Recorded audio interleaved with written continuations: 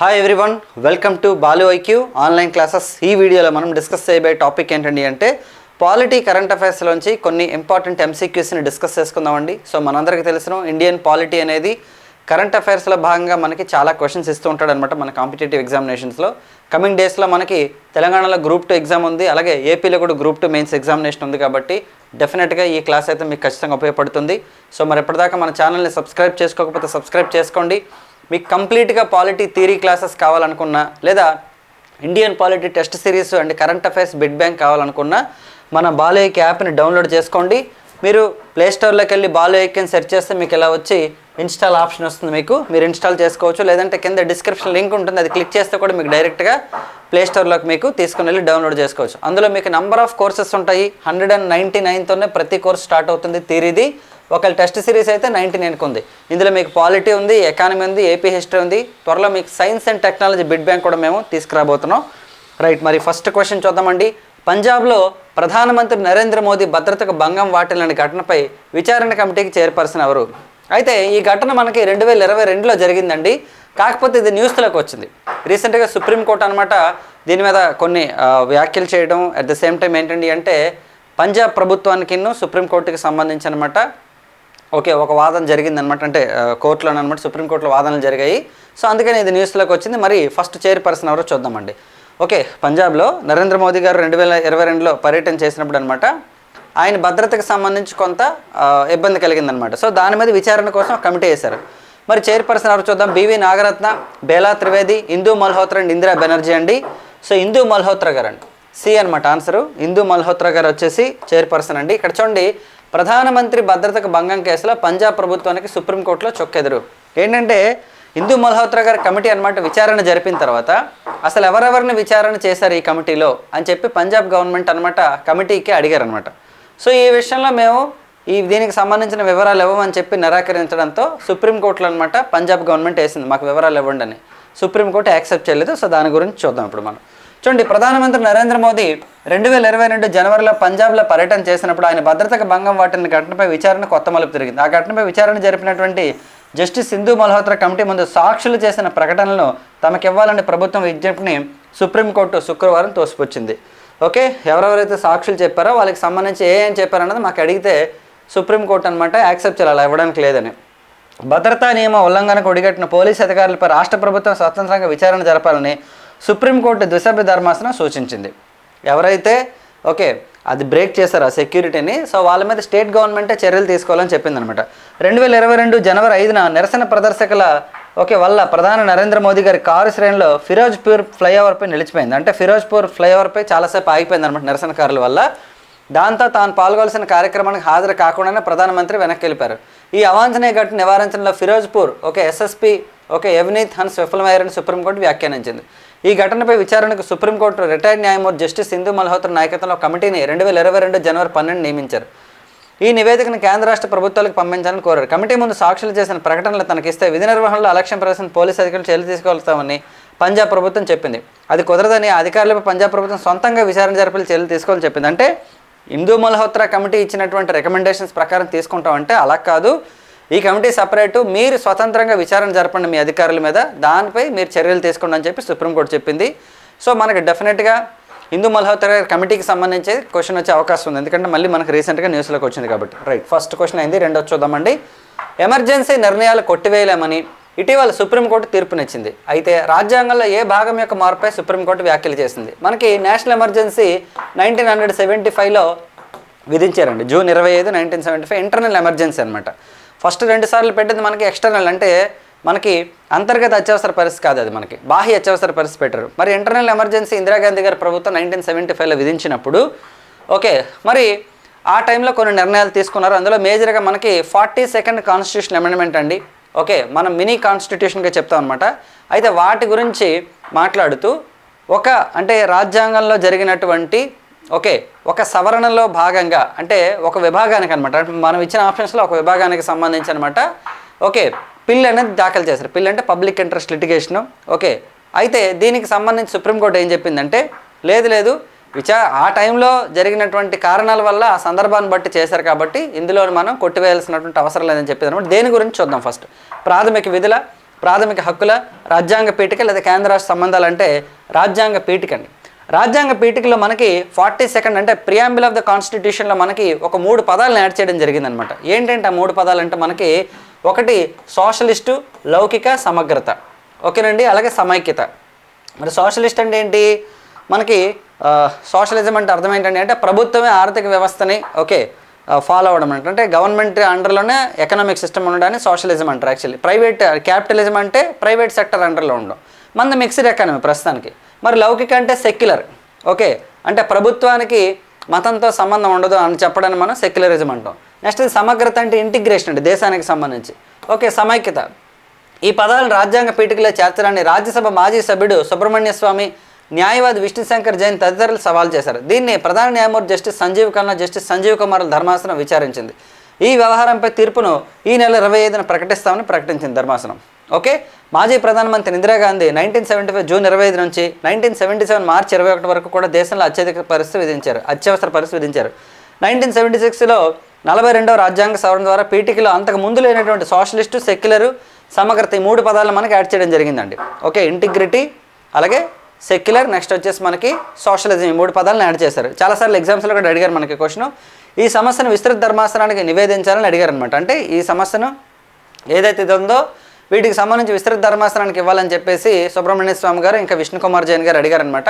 కాకపోతే సుప్రీంకోర్టు ఏంటంటే 25 అని చెప్తాం అట్లా చెప్తూ ఏంటంటే ఎమర్జెన్సీ నిర్ణయాలు చెల్లవని మనం కొట్టిపారేయలేం అని చెప్పి సుప్రీంకోర్టు చెప్పిందనమాట. సంజీవ్ ఖన్నా గారు, ఇప్పుడు మన present chief justice of India Sanjiv Khanna గారు మొన్న ప్రమాణ స్వీకారం చేశారు, మనం డిస్కస్ చేసుకున్నామండి. గుర్తుంచుకోండి, ఈవెన్ మనం ఆప్షన్స్లో ఇచ్చినటువంటి ప్రాథమిక విధులు కూడా 42nd కాన్స్టిట్యూషన్ అమెండ్మెంట్ ద్వారా యాడ్ చేశారండి. మనకి సర్దార్ స్వరణ్ సింగ్ గారి కమిటీ రికమెండేషన్స్ ప్రకారం ఫండమెంటల్ డ్యూటీస్ మనకి యాడ్ చేశారు. అయితే సర్దార్ స్వరణ్ సింగ్ కమిటీ ఎన్ని విధులు సూచించిందంటే 8 సూచించిందండి. కాకపోతే ఇందిరాగాంధీ గారి ప్రభుత్వం 10 విధుల్ని యాడ్ చేయడం జరిగిందనమాట. ఇది ఒకసారి అడిగాడు ఎగ్జామ్లో. ఐ థింక్ ఏపీపీఎస్సీ ఏఈ ఎగ్జామ్లో అడిగారండి.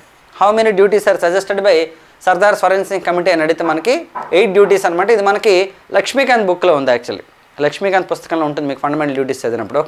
రైట్. ప్రస్తుతానికి ఉన్న డ్యూటీస్ ఏంటంటే మనకి మొత్తం 11 డ్యూటీస్ ఉన్నాయి, ఫండమెంటల్ డ్యూటీస్. నెక్స్ట్ అండి, జస్టిస్ క్రిష్ కుమార్ను ఏ రాష్ట్రం యొక్క హైకోర్టు ప్రధాన న్యాయమూర్తిగా సుప్రీంకోర్టు కొలీజియం సిఫార్సు చేసింది? రీసెంట్గా కృష్ణకుమార్ గారు అండి. కృష్ణకుమార్ గారిని ఇప్పుడు రీసెంట్ కొలీజియం అనమాట ఒక రాష్ట్ర హైకోర్టుకి అనమాట చీఫ్ జస్టిస్గా అపాయింట్ చేయడం జరిగింది, అంటే రికమెండ్ చేయడం జరిగింది. ఏ రాష్ట్రం? గౌహతి, మణిపూర్, ముంబై, కలకత్తా అండి. మనం బేసిక్గా ఏంటంటే హైకోర్టు చెప్పినప్పుడు ఏం చెప్తామంటే ఇప్పుడు హైదరాబాద్ హైకోర్టు, అమరావతి హైకోర్టు అలా చెప్తాం జనరల్గా చెప్పేటప్పుడు. గౌహతి హైకోర్టు అంటుంటాం కాబట్టి మీకు ఆ స్టేట్ నేమ్ అలాగే ఇచ్చాను నేను. మణిపూర్ హైకోర్టు అండి. మణిపూర్ హైకోర్టుకి అనమాట. చూడండి ఇక్కడ జస్టిస్ కృష్ణకుమార్ గారు సీజే ఆఫ్ మణిపూర్ అనమాట. మద్రాస్ హైకోర్టుగా న్యాయమూర్తిగా ఉండేవారు అనమాట. కృష్ణకుమార్ గారు మణిపూర్ హైకోర్టు చీఫ్ జస్టిస్గా నియమించాలని సుప్రీంకోర్టు కొలీజియం రికమెండ్ చేసింది. మనం కొలీజియం అనే కాన్సెప్ట్ నెంబర్ ఆఫ్ టైమ్స్ చెప్పాం. కొలీజియం అంటే ఏంటి? చీఫ్ జస్టిస్ ఆఫ్ ఇండియాతో పాటు 4 జడ్జెస్ ఉంటారండి. హైకోర్టు విషయాల్లో అయితే చీఫ్ జస్టిస్తో పాటు 2 సుప్రీంకోర్టు జడ్జెస్ ఉంటారనమాట. యాక్చువల్లీ మొన్న స్టూడెంట్ ఎవరు అడిగారు, సార్ ఎన్జేఈసీ ఇప్పుడు ఉందని. ఎన్జేఈసీ ఇప్పుడు లేదమ్మా. నా నేషనల్ జ్యుడిషియల్ అపాయింట్మెంట్ కమిషన్ ప్రస్తుతానికి లేదు. ఎందుకంటే కొలీజియం ప్లేస్లో 99th కాన్స్టిట్యూషన్ అమెండ్మెంట్ ద్వారా ఎన్జేఈసీని తీసుకొచ్చారు, కానీ 2015లో సుప్రీంకోర్టు కొట్టివేసింది అనమాట. మరి భారత ప్రధాన న్యాయమూర్తి సంజీవ్ ఖన్నా గారి నేతృత్వంలో కొలీజియం సోమవారం సమావేశమై నిర్ణయం తీసుకుంది. Justice B R Gavai, justice Surya Kant దీనిలో సభ్యులుగా ఉన్నారు. చెప్పాము మనం, 2 ఉన్నారని చెప్పాం కదా. ఎందులో చూడండి, హైకోర్టుకి జడ్జెస్ని కానీ చీఫ్ జస్టిస్ని నియమించాలంటే కొలీజియంలో చీఫ్ జస్టిస్ ఆఫ్ ఇండియాతో పాటు 2 ఉంటారు. అదే సుప్రీంకోర్టులో జడ్జెస్ని నియమించాలంటే సీజేఐతో పాటు 4 ఉంటారనమాట. మరి ఇప్పుడు ఎవరెవరు ఉన్నారంటే బిఆర్ గవాయ్ గారు, జస్టిస్ సూర్యకాంత్ అంటే వీళ్ళిద్దరు సీనియర్స్ అనమాట ఇందులో. మణిపూర్ హైకోర్టు సీజేగా ఉన్నటువంటి జస్టిస్ సిద్ధార్థ మృదుల్ 21న పదవి విరమణ చేస్తున్నందుకు సిఫార్సు చేశారు. అంటే ప్రస్తుతానికి సిద్ధార్థ మృదుల్ గారు ఉన్నారండి మణిపూర్కి. ఇప్పుడు వచ్చేసి మనకి కృష్ణకుమార్ గారిని అపాయింట్ చేస్తారు. ఆయన మద్రాస్ హైకోర్టు జడ్జి అనమాట. చాలా ఇంపార్టెంట్ ఇది కూడాను. రైట్. నెక్స్ట్ క్వశ్చన్ చూద్దామండి. స్పర్శ్ పథకానికి సంబంధించి ఇటీవల కేంద్రం మార్గదర్శకాలు విడుదల చేసింది. ఇది దేనికి సంబంధించిందంట? రీసెంట్గా తీసుకుంటే మనకి ఇప్పుడు సెంట్రల్లీ స్పాన్సర్డ్ స్కీమ్స్ ఉంటాయి కదండి. దానివల్ల ఏంటంటే అందులో రాష్ట్రం యొక్క షేర్ కొంత ఉంటుంది, కేంద్ర ప్రభుత్వం యొక్క షేర్ కొంత ఉంటుంది అనమాట. దానికి సంబంధించి ఏదైతే నిధులు ఉంటాయో దాని యొక్క విడుదల సమీకరణానికి సంబంధించి ఒక స్కీమ్ని ప్రవేశపెట్టింది అనమాట. దాని పేరు స్పర్శ్ అనమాట. దీనికి సంబంధించి ఏంటి? ఫస్ట్ది, ఇది కేంద్ర ప్రాయోజిత పథకాలకు సంబంధించింది. రెండో స్టేట్మెంట్, ఈ పథకాల్లో కేంద్ర రాష్ట్ర నిధుల వాటా విడుదలకి సంబంధించింది. Both A and B, none of the above. చూడండి, 2 కరెక్టేనండి ఇక్కడ యాక్చువల్లీ. ఇది బేసిక్గా మీకు తీసుకుంటే ఎకానమీ రిలేటెడ్ కరెంట్ అఫైర్స్ అవుతుంది, పాలిటీ రిలేటెడ్ కరెంట్ అఫైర్స్ కూడా అవుతుంది అనమాట. అందుకే నేను మీకు ఇక్కడ ఇచ్చాను. దీన్ని నేను పాలిటీ అండ్ ఎకానమీ దాంట్లో కూడా నేను మీకు యాడ్ చేయడం జరుగుతుంది. మన కరెంట్ అఫైర్స్ బిడ్ బ్యాంక్ అంటే టెస్ట్ సిరీస్ ఇచ్చాను, అందులోని ఎగ్జామ్స్ రాసుకోవచ్చు. ప్లస్ అలాగే పాలిటీ బిడ్ బ్యాంక్ కూడా మీకు అవైలబుల్ ఉంటుంది అందులో. Okay, economy polity bid bank ఉంటుంది రెండిట్లో కూడాను. అంటే లైక్ పాలిటీ అయితే పాలిటీ, ఎకానమీ అయితే ఎకానమీలో కరెంట్ బిడ్ బ్యాంక్ ఉంటుంది. Plus miscellaneous bit banks test series కూడా మీకు అందుబాటులో ఉంటే 99 రూపీస్ ఉందన్నమాట. పాలిటీ 99, ఎకానమీ అయితే 99. కింద డిస్క్రిప్షన్లో యాప్ లింక్ ఉంటుంది, దాని ద్వారా మీరు అవి ఎన్రోల్ చేసుకోవచ్చు. చూడండి, ఇక్కడ కేంద్ర ప్రాయోజిత పథకాల నిధుల విడుదలకు స్పర్శ్. ఇది ఇక్కడ ఏపీ స్టేట్ గవర్నమెంట్కి సంబంధించి వాళ్ళు విడుదల చేశారు నివేదికని. కాకపోతే స్పర్శ విధానం వచ్చేసి సెంట్రల్ గవర్నమెంట్. ఇది యాక్చువల్ అందుకు మనం ఇక్కడ చెప్తున్నాం. మెయిన్లీ కేంద్ర ప్రాయోజిత పథకాలను అమలు చేస్తూ సకాలంలో కేంద్ర రాష్ట్ర వాటాలు విడుదలను చేసేందుకు వీలుగా కేంద్రం కొత్తగా ఒక విధానాన్ని అమలు చేస్తుందంట. దాని పేరు స్పర్శ్. ఇందుకు సంబంధించిన మార్గదర్శకాలను రాష్ట్ర ఆర్థిక శాఖ ముఖ్య కార్యదర్శి పీయూష్ కుమార్ విడుదల చేశారు. ఈ పథకంలో నిధులు ఇచ్చేందుకు సింగిల్ నోడల్ ఖాతాలను ఏర్పాటు చేయాలి. ఓకే, ఈ పథకంలో నిధులు ఇవ్వడం కోసం సింగిల్ విండో ఓకే ఏవైతే ఉంటాయో నోడల్ అకౌంట్స్ ఏర్పాటు చేసుకోవాలి.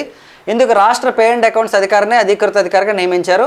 ఆర్బీఐలో అవసరమైన ఖాతాలు ఏర్పాటు చేసేందుకు ఆయన చర్యలు తీసుకుంటున్నారు. ఇందుకోసం ప్రత్యేకంగా బడ్జెట్ హెడ్లు కూడా ఏర్పాటు చేశారు. 100% కేంద్ర ప్రభుత్వం. అంటే కొన్ని పథకాలు 100% సెంట్రల్ గవర్నమెంట్ ఉంటాయి. కొన్ని పథకాలు మనం చెప్పాం కదా ఇందాక 90:10 ఉంటాయి, కొన్ని 70:30, 60:40 కొన్ని ఉంటాయి. కొన్ని ఇక్కడ చూడండి 83:17 అంట, 80:20, 75:25 ఇవన్నీ ఉంటాయి. 60:40, 50:50, 70:30 ఇవన్నీ కూడా. ఓకే, కేంద్ర రాష్ట్ర ప్రభుత్వాలు వాటాలు ఉంటాయి కొన్ని పథకాల్లో. ఇందుకు అనుగుణంగా 8 సబ్ హెడ్లను ఏర్పాటు చేశారంట. అంటే ఆల్మోస్ట్ 1, 2, 3, 4, 5, 6, 7, 8 మొత్తం ఇవన్నీ 100 నుంచి 50:50 వరకు కూడాను. ఓకే, సో అన్ని సచివాలయ శాఖలు విభాగాధిపతులు ప్రభుత్వం విడుదల చేసిన మార్గదర్శకాలకు అనుగుణంగా చర్యలు తీసుకోవాలి. చాలా ఇంపార్టెంట్ ఇది. సో ఈ నోడల్ ఖాతాలు ఉంటే ప్రతి స్టేట్ గవర్నమెంట్ ఏర్పాటు చేస్తుంది.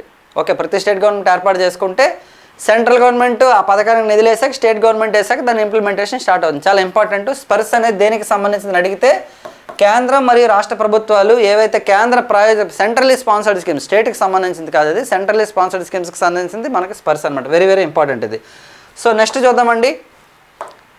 రైట్, ఆర్బిట్రేషన్ మరియు మధ్యవర్తిత్వం సంయుక్తంగా ఏర్పాటు చేసిన కామన్వెల్త్ సదస్సు ఎక్కడ జరిగిందంట. రీసెంట్గా ఇది జ్యుడిషియరీ సిస్టమ్కి సంబంధించిందండి.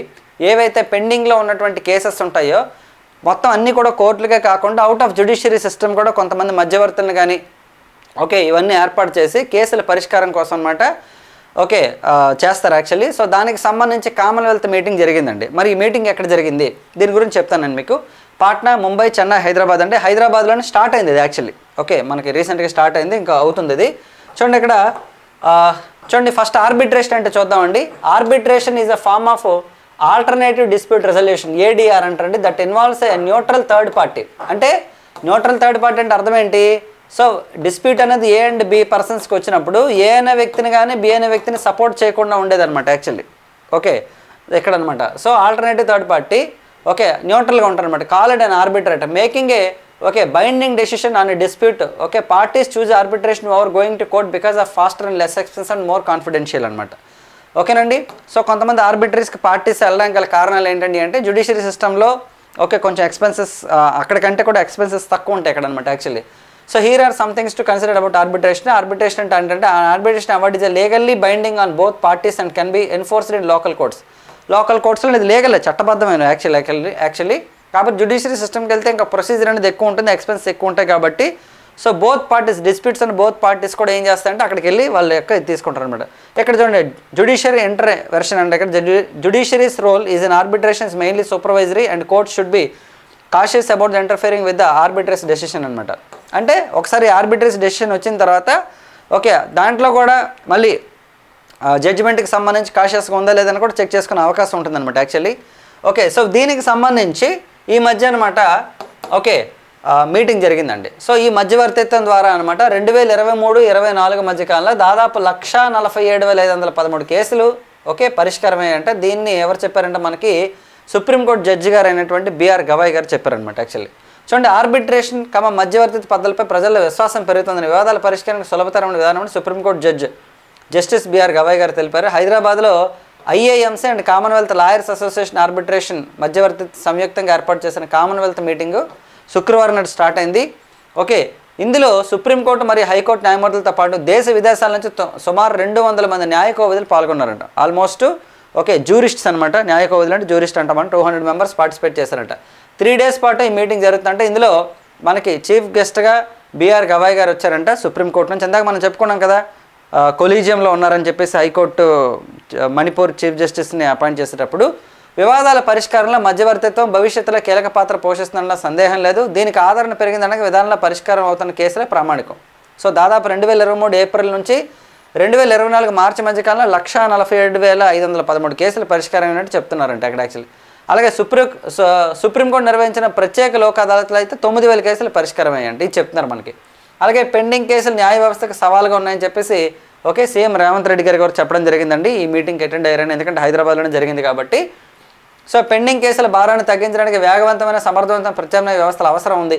కేసుల పరిష్కారానికి కోర్టును ఆశ్రయించడం కంటే రాజీ మార్గాలకి చర్చలకు ప్రాధాన్యత ఇవ్వాలని చెప్పి ఈ మీటింగ్లో రేవంత్ రెడ్డి గారు అనమాట ఆయన అభిప్రాయాన్ని చెప్పడం జరిగింది. అలాగే మధ్యవర్తిత్వాన్ని సమాంతర వ్యవస్థగా దీన్ని డెవలప్ చేయాలని చెప్పేసి ఇదే మనకి సదస్సులు అనమాట మన మాజీ చీఫ్ జస్టిస్ ఆఫ్ ఇండియా అయినటువంటి ఎన్వి రమణ గారు కూడా తన అభిప్రాయాన్ని అయితే చెప్పడం జరిగిందండి. సో చూడండి, మధ్యవర్తిత్వం ఆర్బిట్రేషన్ల ప్రయోజనాలను సామాన్య ప్రజల్లోకి తీసుకెళ్లి కోర్టులకు సమాంతర వ్యవస్థగా రూపొందించాల్సిన అవసరం ఉందని చెప్పి ఐఏఎంసీ ట్రస్ట్ రూపకర్త సుప్రీంకోర్టు విశ్రాంత ప్రధాన న్యాయమూర్తి జస్టిస్ ఎన్వి రమణ గారు అభిప్రాయపడ్డారు. ఎందుకంటే మనకి ఏదైతే ఈ ఐఏఎంసీ ట్రస్ట్ ఏదైతే ఉందో సో వీళ్ళు నెక్స్ట్ అలాగే కామన్వెల్త్ లాయర్స్ అసోసియేషన్ ద్వారా మాత్రమే ఈ మీటింగ్ జరిగింది. సో దానికి ఆ ట్రస్ట్ని ప్రారంభించినటువంటి ఆ రూపకర్త ఎవరైతే ఉన్నారో ఆయన ఎన్వి రమణ గారు అనమాట. సో ఆయన అభిప్రాయం ఏంటంటే ఈ ఆర్బిట్రేషన్ సిస్టమ్ ఏదైతే ఉందో జ్యుడిషియరీ సిస్టమ్కి ప్యారలల్గా తీసుకెళ్తే ఇంకా బెనిఫిట్ అవుతుంది, జ్యుడిషియరీ సిస్టమ్ మీద ప్రెషర్ తగ్గుతుందని చెప్పి చెప్పడం జరిగిందనమాట. చాలా ఇంపార్టెంట్. సో ఇవ్వండి ఈ రోజుకి సంబంధించినటువంటి పాలిటీ కరెంట్ అఫైర్స్ ఎంసీక్యూస్ ఈ వీక్వి. అండ్ నెక్స్ట్ వీక్వి మోస్ట్లీ మీకు మండే కానీ ట్యూస్డే కానీ ఇంకేమైనా కొత్త వస్తే నేను మీకు డెఫినెట్గా చెప్తాను. అలాగే పార్లమెంటరీ మీటింగ్స్ కూడా మనకు ఆల్మోస్ట్ మండే నుండి స్టార్ట్ అవుతున్నాయి, November 25 నుంచి. సో అక్కడ మనకు వక్ఫ్కి సంబంధించిన బిల్లు మీద డిస్కషన్స్ వస్తాయి. జాయింట్ పార్లమెంటరీ కమిటీ కూడా అపాయింట్ చేశారు కాబట్టి I will let you know what is called JPC. ఇది వరకు జాయింట్ పార్లమెంటరీ కమిటీస్ అని ఎన్ని వేశారు, దానికి సంబంధించిన డేటా అంతా కూడా నేను మీకు నెక్స్ట్ వీడియోస్లో చెప్తాను. సో నా ఎక్స్ప్లెనేషన్ నచ్చినట్లయితే మన ఛానల్ని సబ్స్క్రైబ్ చేసుకోండి. ప్లేలిస్ట్లో మీకు పాలిటీ కరెంట్ అఫైర్స్ అలాగే పాలిటీ ఎంసీక్యూస్ మిగతా సబ్జెక్టులు కూడా ఉంటాయి. మీకు పూర్తిగా థియరీ ఇండియన్ పాలిటీ మొత్తం కావాలని అనుకుంటే మన బాలయ్య యాప్ డౌన్లోడ్ చేసుకోండి. మీకు చాలా నీట్గా ప్రతి టాపిక్ని కూడా మీకు నీట్గా ఎక్స్ప్లెయిన్ చేయడం జరిగింది. సో మీకు ప్లేస్టోర్లో ఇలా వస్తుంది, ఇన్స్టాల్ చేసుకోమని. మీరు ఇన్స్టాల్ చేసుకున్న తర్వాత మీకు నచ్చినటువంటి కోర్సుని మీరు ఎన్రోల్ చేసుకోవచ్చు. Thank you so much all of you and wish you all the best.